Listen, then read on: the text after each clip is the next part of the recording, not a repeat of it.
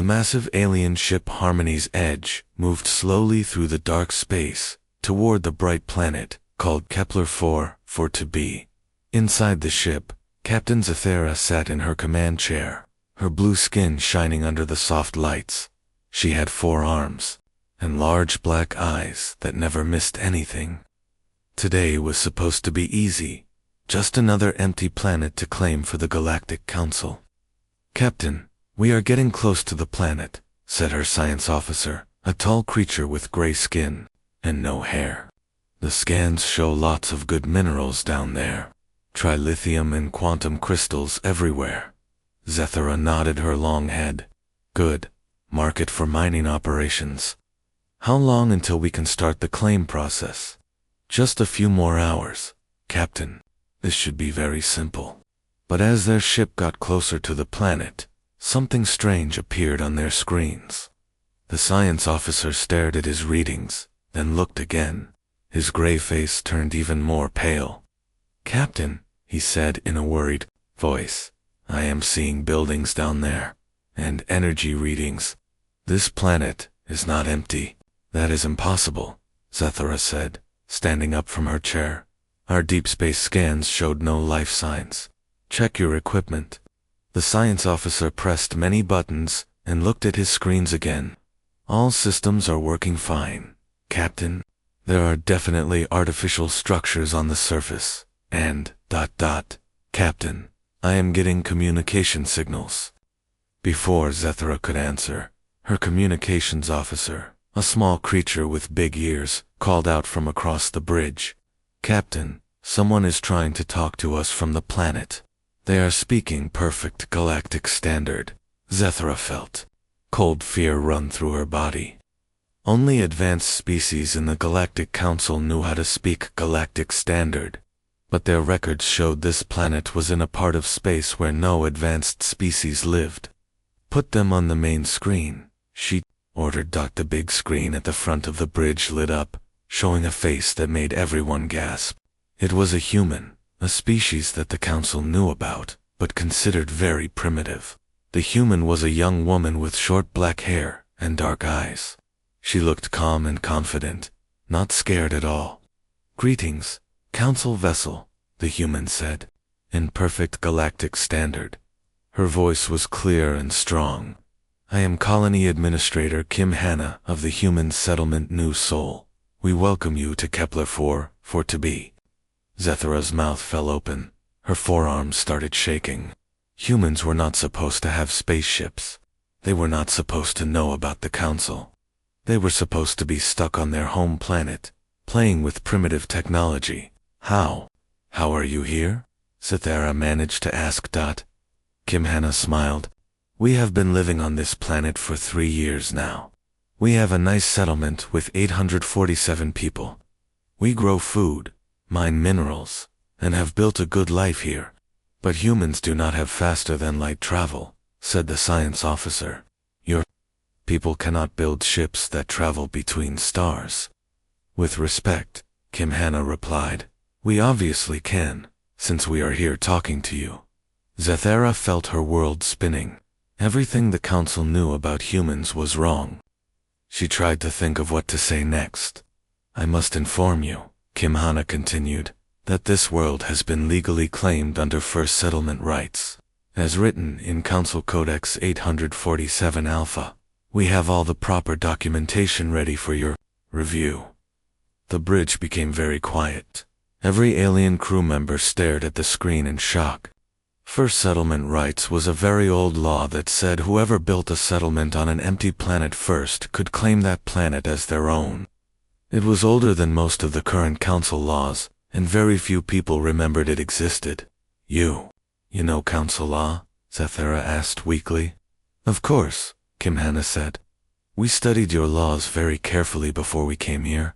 We wanted to make sure we did everything the right way." Zathera sat back down in her chair heavily. In all her years of exploring space for the Council, she had never seen anything like this. Primitive species were supposed to stay primitive. They were supposed to need help from advanced species like her own people. They were not supposed to appear on claimed planets with legal documents and perfect language skills. Administrator, Kim Zethra said, trying to sound official, I will need to report this to Council Command immediately. This is a very unusual situation. Of course, Captain, we understand this might be surprising for you. We will be happy to work with the Council to resolve any questions you might have. Our colony is always open to peaceful visitors. As the communication ended and the screen went dark, Zethra looked around at her shocked crew. Her science officer was still staring at his instruments. Her communications officer was checking and rechecking his equipment. Captain, the science officer said quietly, what do we do now? Zethra had no answer. In all the Council's history of expansion, nothing like this had ever happened. A primitive species had somehow gotten ahead of them, claimed a valuable planet legally, and done it all while the Council thought they were still playing with simple machines on their homeworld. She had a feeling this was just the beginning of something much bigger. Within just a few hours, news about the human settlement spread across the galaxy like fire. Every Council species heard the impossible story. Humans had claimed a valuable planet and knew how to use Council law. On the bridge of Harmony's edge, Captain Zethra watched as a shimmering blue light appeared in front of her. The light formed into the shape of Ambassador Veltar, one of the most powerful beings in the Galactic Council. Veltar looked like he was made of living crystal, with sharp edges and a voice that sounded like breaking glass. His body flickered with angry red colors as he spoke. Captain Zethra, this situation is completely unacceptable, Veltar said. His crystal face was twisted with anger. Humans are barely more advanced than animals. They cannot possibly maintain a proper colony. They must be moved to a safe place immediately. Down on the planet's surface, Kim Hannah stood in the middle of New Sol, the human settlement. Around her, the colony was busy with life. People were working in green gardens under clear domes, fixing machines that hummed with power, and walking between buildings that looked surprisingly advanced. Next to her stood Park Minho, a short, strong man with rough hands from years of working with tools. The Council thinks we are too stupid to live here, Kim Hannah said to Park Minho as they watched Ambassador Veltar's image appear in front of them. Let them think that, Park Minho replied quietly. It makes things easier for us. Ambassador Veltar's crystal form grew brighter as he looked around the settlement. Even through the hologram, his surprise was clear. The human colony was not the simple camp he expected. It was a real city with proper buildings, clean streets, and technology that worked perfectly, Administrator Kim Veltar said, trying to sound calm but failing. I have looked at your legal documents. While they are technically correct, according to old laws, surely you must understand that your people cannot properly use this world's valuable resources. Kim Hannah smiled politely and pointed to the busy settlement around her. With respect, Ambassador, our food production is 23% better than Council standards. Our mining operations have already dug up enough trilithium to power a small fleet of ships, and our studies of the local environment show we have actually made the planet's ecosystem healthier. Park Minho stepped forward, holding a small computer pad. We have also finished early plans for changing the northern continent's environment to support more life. Would you like to see our calculations? Veltar's crystal body flickered with different colors, a sign that he was very surprised and confused. These humans did not just understand Council law, they understood Council science too. Behind Kim, Hannah, other humans continued their work. A woman named Li Juan was reading through thick books of galactic law on her computer. A man called Cho Sung-min was checking the fusion reactors that powered the whole settlement. Children played in parks while their parents operated mining, equipment that should have been too complex for humans to understand. The technology you are using, Veltar said, his voice getting sharper. Where did you get machines this advanced? Humans do not have the knowledge to build fusion reactors or quantum computers. Kim Hannah and Park Minho looked at each other. They had practiced this conversation many times. We built them ourselves, Park Minho said simply. Humans are good at figuring out how things work. We studied, we learned, we built what we needed. Impossible, Veltar snapped. Your species is at least 500 years away from this level of technology. And yet, Kim Hannah said, gesturing to the working machines around them, here we are. Veltar's image began to flicker more as his anger grew. The council demands an immediate hearing about this situation. You will come to the council station and explain yourselves. Kim Hannah nodded pleasantly. Of course, Ambassador. We would be happy to attend a hearing. According to the Galactic Justice Protocols, we have the right to a full legal review before any decisions are made. I believe that gives us 60 standard days to prepare our case. The Crystal Ambassador's form turned bright red. Kim Hannah had just used another old council law that most people had forgotten about. The full legal review process was designed to be fair, but it was also very slow. It meant the humans could stay on their planet, while lawyers argued about the situation. For months. You know about the justice protocols? Veltar asked weakly. We know about many things, Li Guan said, walking over to join the conversation. She was a thin woman with sharp eyes who had spent years secretly studying council communications. We have been very careful to follow all proper procedures. As Veltar's transmission ended with an angry flash of light, the three humans stood quietly in their thriving settlement. Around them, 847 people continued living their lives on a planet that the council had expected to be empty. Think he is starting to understand that we are not as simple as they thought? Park Minho asked with a small smile. Kim Hannah looked up at the alien ship, still orbiting above them.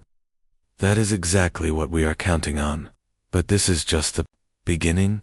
The real test comes when we have to face the whole council. The settlement continued its peaceful work as the humans prepared for the biggest legal battle in galactic history. The council station Arbitrium floated in the darkness of space like a giant crystal mountain. It was huge, with thousands of chambers designed for all the different alien species in the Galactic Council. Inside the main hearing chamber, bright lights shone down on two groups facing each other across a wide room. On one side sat Kim Hannah, Park Minho, and Li Jiwan. The three humans looked very small compared to the aliens around them, but their faces showed no fear.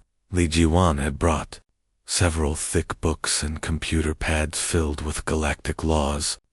She had spent many years secretly listening to council communications and studying their rules. On the other side of the room sat 7 different alien species, all angry about the human settlement. Leading them was Security Chief Krondar, huge creature covered in dark green scales. He was twice as tall as any human and had sharp teeth that showed when he spoke. His people, the Zolani, were known for solving problems with weapons instead of words. Above them all, 3 ancient aliens sat on floating platforms. These were the arbiters, the judges who would decide if the humans could keep their planet. The middle judge was very old and spoke directly into everyone's minds using telepathy. Krondar stood up, his heavy footsteps making the floor shake.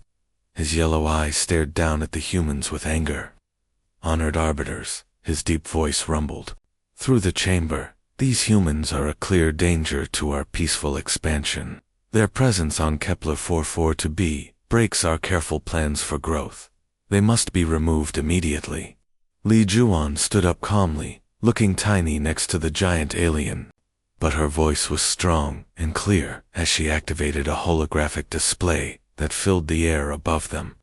Security Chief Krondar, she said politely, please look at settlement evidence file for 7C. The hologram showed detailed pictures of soil from the human colony. The images were very scientific, with numbers and charts that even impressed the alien judges. These soil samples show 3 years of careful farming using methods that protect native microorganisms while making crops grow better, Li Juan continued. This proves genuine long-term commitment, not just quick resource stealing. She pressed another button, and the hologram changed to show air quality readings. studies of local animals and plants, and detailed plans for building more structures.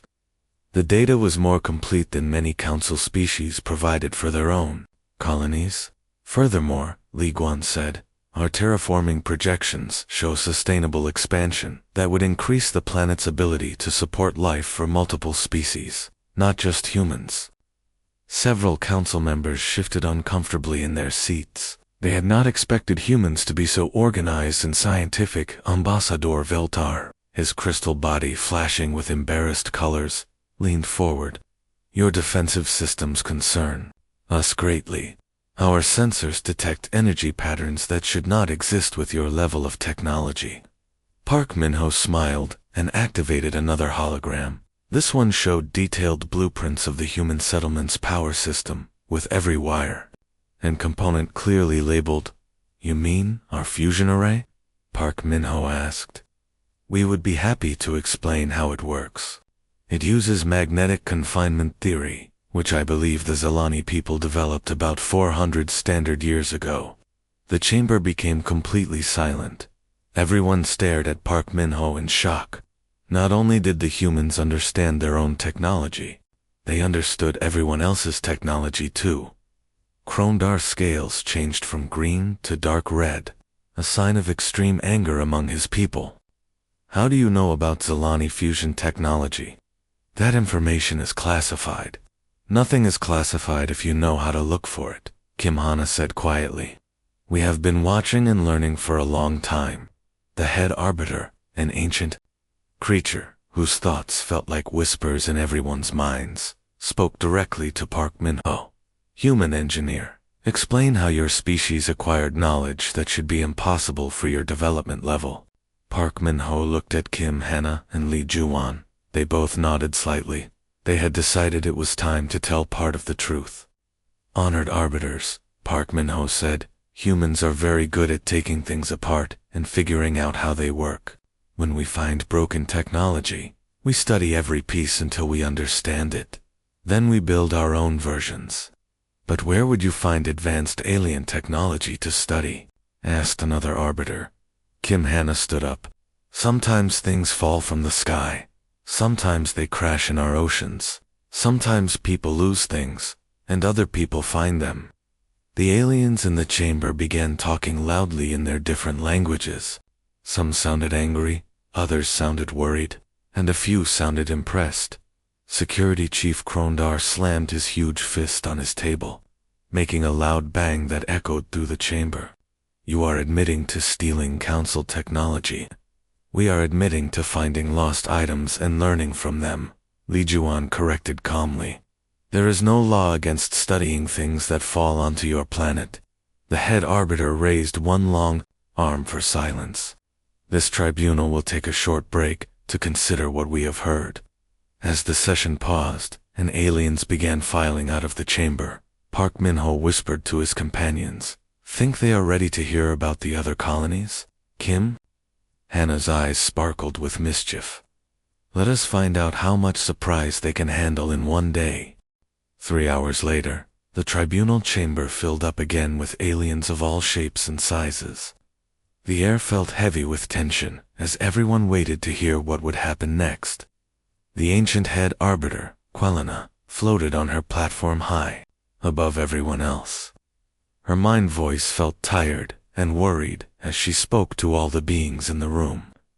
Human Park Minho, her telepathic words touched everyone's thoughts. Your technical knowledge is far beyond what should be possible for your species. You must explain this mystery to us now. Park Minho looked at Kim Hana and Li Juan. They had talked about this moment many times during their long journey to the council station. Kim Hana gave him a small nod that said, Tell them everything. Park Minho stood up and walked to the center of the chamber. He pressed a button on his small device, and a huge holographic image appeared above everyone's heads. It showed Earth as it looked 50 years ago, blue and green and beautiful. Honored arbiters, Park Minho said in a clear voice. In Earth year 2175, one of your deep space exploration probes had serious problems and crashed into our Pacific Ocean. The hologram changed to show pieces of strange metal being carefully pulled from the ocean by human ships. The alien technology looked broken and twisted, but humans in diving suits were collecting every small piece. Gasps and shocked sounds came from all around the chamber. Ambassador Veltar's crystal body flashed bright red as he jumped up from his seat. "That is impossible," Veltar shouted. "Our probe cores are designed to destroy themselves if they crash. There should be nothing left to find." Li Juan stood up calmly next to Park Minho. "Your probe core did destroy itself, Ambassador. However, humans have a special talent for solving puzzles. We rebuilt your technology from tiny fragments, manufacturing mistakes, and leftover energy patterns." She activated another hologram that showed humans working in laboratories, studying small pieces of alien metal under microscopes, running tests on strange energy readings, and slowly building their own versions of the alien machines. "It took us 15 years to understand how your faster-than-light drive worked," Park Minho continued. "Another 10 years to build our own version, and 20 more years to build our first real starship." Kim Hanna stepped forward, her voice strong and confident. "We chose Kepler 44 to be very carefully. Our computer analysis of Council expansion patterns showed that you would eventually claim this planet. We wanted to be there first to establish legal precedent for humanity's place in galactic civilization." The chamber erupted in chaos. Aliens were shouting in dozens of different languages, their voices mixing together in a storm of sound. Some sounded angry, others sounded afraid, and a few sounded impressed by human cleverness. Security Chief Krondar's scales turned almost black with rage as he stood up, his huge form towering over everyone else. "You lied to us. You made us think you were a primitive species, while secretly stealing our technology." Kim Hanna looked up at the giant alien without fear. "We never claimed to be primitive, Security Chief. We simply did not advertise our true capabilities. When someone assumes something about you, there is no law that says you must correct them." "The New Horizons was not our first interstellar ship," Park Minho added quietly. "It was just our first official one. We have been traveling between stars for over 20 years. More shocked voices filled the chamber. Several smaller aliens fell back in their seats, overwhelmed by the news. Others began talking rapidly among themselves, trying to figure out what this meant for the Council's future. Ambassador Veltar's crystal form was flashing so many colors, it hurt to look at him. "How many ships do you have? How many humans are already out there?" Li Guan smiled, but said nothing. Kim Hanna crossed her arms and remained silent.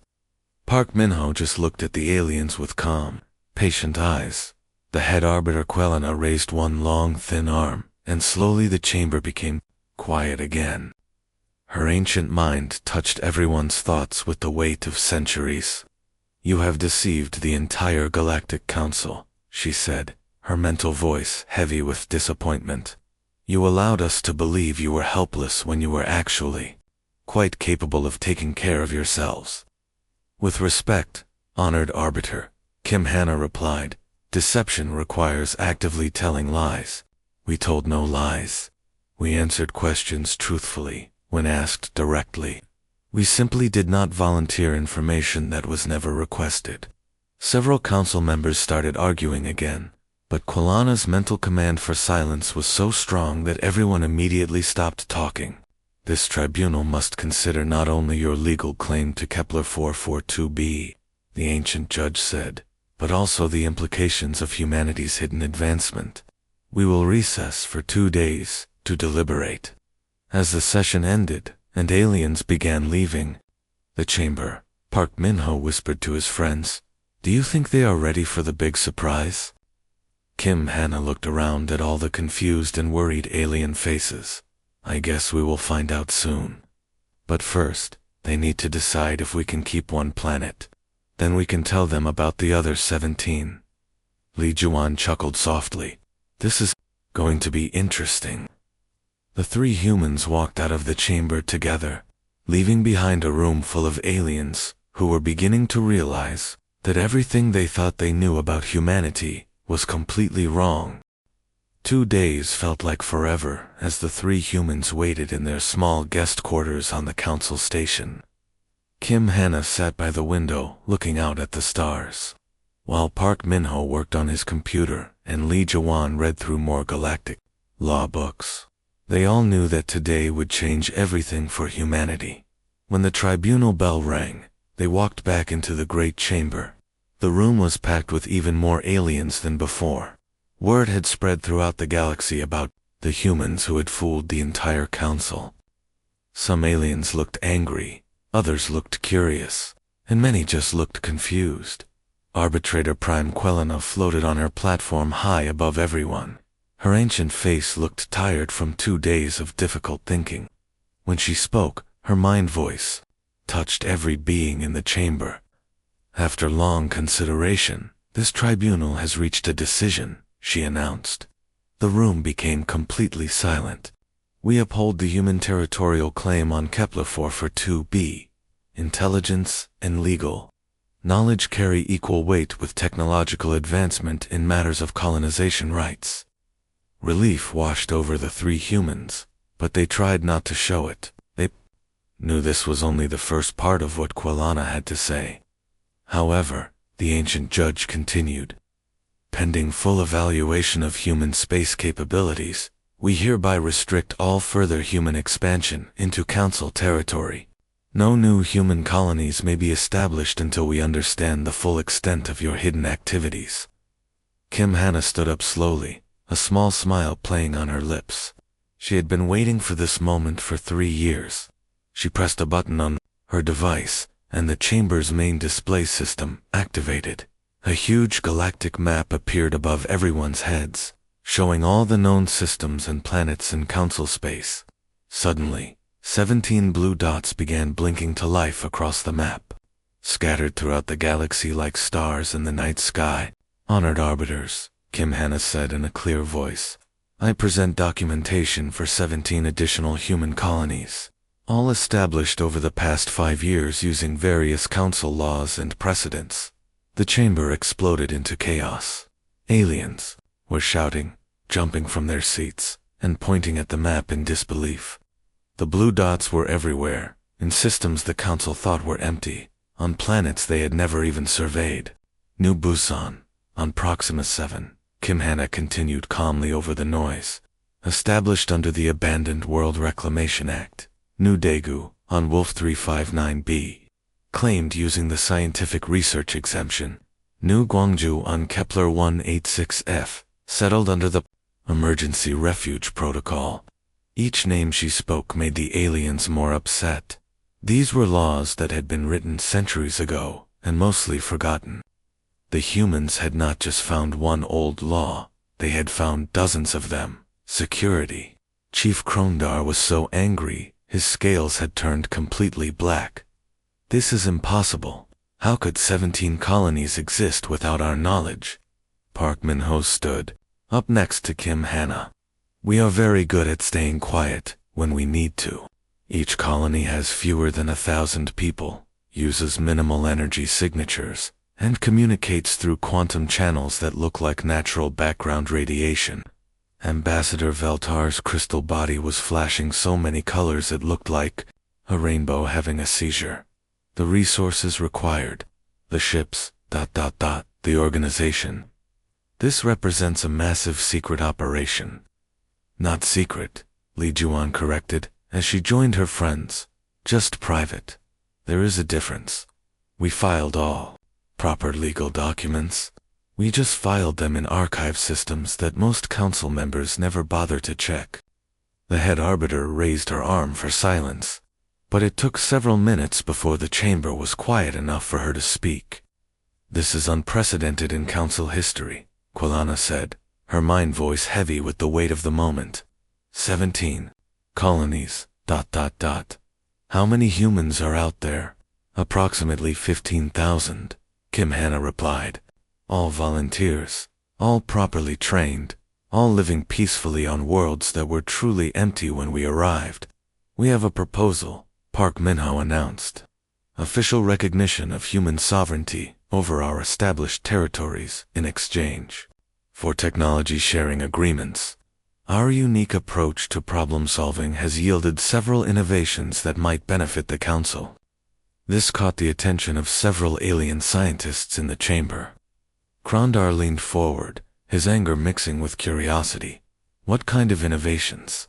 Park Min-ho activated a new hologram showing engine designs and scientific diagrams. More efficient faster-than-light drives that use 30% less energy. Improved terraforming techniques that work twice as fast. And what we call adaptive engineering, the ability to maintain complex systems using improvised components when original parts are not available. For the next 4 hours, intense negotiations filled the chamber. Aliens argued among themselves, while the three humans sat quietly, occasionally answering questions or providing more technical details. When the final vote came, it was closer than anyone expected, but the result was historic. The Galactic Council grants provisional membership to humanity. Arbitrator Prime Quelena announced, with full territorial rights over all legally established colonies. As the session ended and aliens began leaving, many of them still arguing loudly, Captain Zathera approached the human delegation near the chamber's exit. "Administrator Keen," she said, "I must ask, how long have your people been watching the Council?" Kim Hanna paused at the doorway and looked back at the alien captain. "Captain Zathera, we have been listening to your communications for over 60 years. But the real question is not how long we have been watching you." She smiled as Park Min-ho and Lee Ji-won walked past her toward their shuttle. "The real question is, when did you finally realize we were here?"